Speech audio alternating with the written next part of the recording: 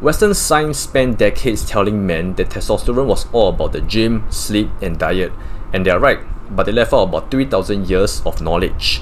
Because while researchers were busy publishing studies on zinc and vitamin D, traditional Chinese medicine had already mapped out the exact same system.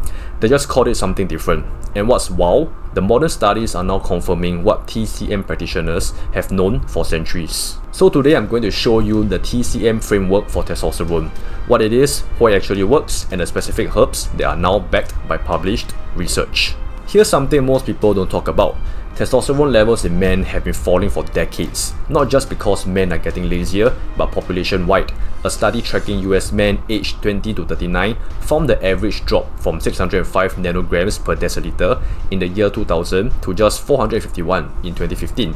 That's a 25% drop in 15 years. A separate meta-analysis of 185 studies found a 52% decline in sperm concentration in Western men between 1973 and 2011.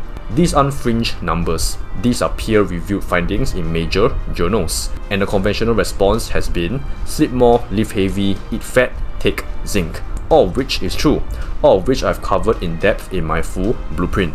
But what if there's an entire additional layer that most people in the Western fitness space aren't even talking about? So when I started studying this properly, I went back to the source. In traditional Chinese medicine, the concept that maps most closely to what we would call testosterone and reproductive vitality is something called kidney yang, or shen yang in Mandarin. The kidney system in TCM is considered the storehouse of jing, your foundational life essence, the energy responsible for growth, development, reproduction, and sexual function. Now here's what's interesting. When TCM practitioners describe someone with low kidney yang, the symptoms they list are fatigue, low libido, cold hands and feet, poor motivation and drive, reduced reproductive function. Sound familiar? That's almost word for word the symptom list for low testosterone in Western medicine. Two systems, thousands of years apart, describing the same thing. The difference is TCM also gave us a pharmacopoeia of herbs to address it, and some of those herbs have now been through clinical trials. Let me run through the ones with actual published studies behind them. Number 1, Epimedium. The name in Chinese literally translates to herb of goat sexual desire, because farmers observe their goats becoming more sexually active after grazing on it. The active compound is called icarin. Research published in the Journal of Sexual Medicine found that icarin inhibits the enzyme PDE5, which is the same pathway that certain pharmaceutical drugs for erectile function work through. Separate studies have also shown bone density supporting effects, which aligns perfectly with what testosterone does in Western physiology.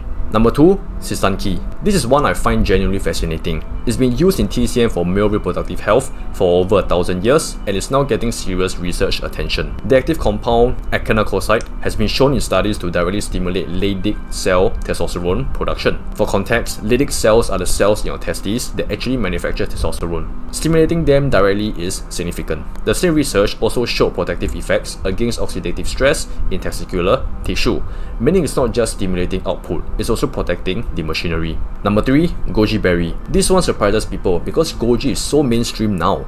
It's in every health food store, but most people don't know why it's genuinely worth eating. Both human and animal studies show that goji's antioxidant polysaccharides protect Leydig cells from oxidative damage. In TCM, it's classified as a liver and kidney tonic, nourishing zinc at the source. In Western terms, it's protecting the exact cells that make your testosterone from the oxidative stress that degrades them. And the safety profile is exceptional. It's food, you can eat it every day. Number 4, Panax ginseng. Asian ginseng is one of the most studied herbs in the world. The active compounds are called ginsenosides, and multiple human trials show improvements in sexual function, fatigue reduction, and hormonal markers. In TCM, it's a Qi tonic. It restores foundational energy and supports the adrenal adjacent systems. In Western terms, it appears to influence the HPG axis, the same hormonal cascade that runs from your brain to your testes to produce testosterone. Number 5, Dodder seed.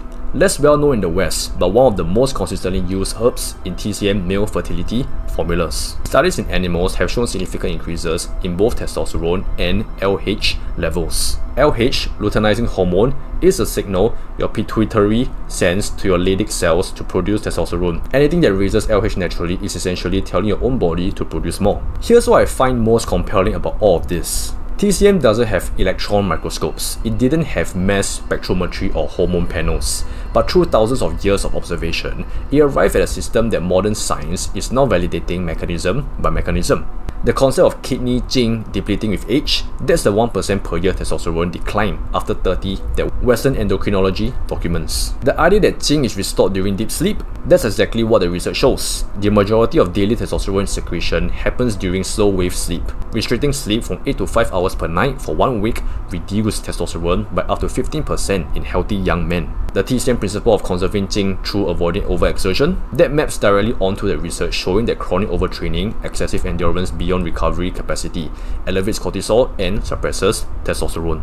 Two systems, same conclusions. So how do I use this practically?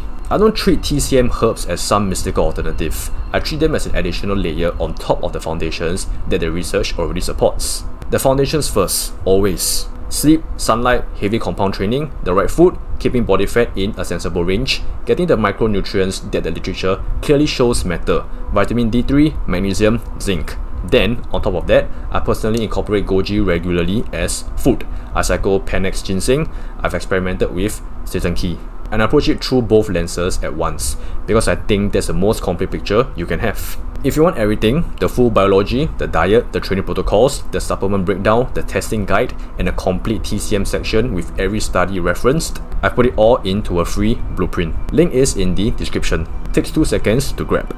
The generation of men right now is fighting something genuinely harder than what previous generations faced. Declining testosterone across the board, environmental disruptions, and a fitness industry that mostly tells you to just buy a protein shake. But the information exists. East and West, ancient and modern, it all points in the same direction. Now you know where to look.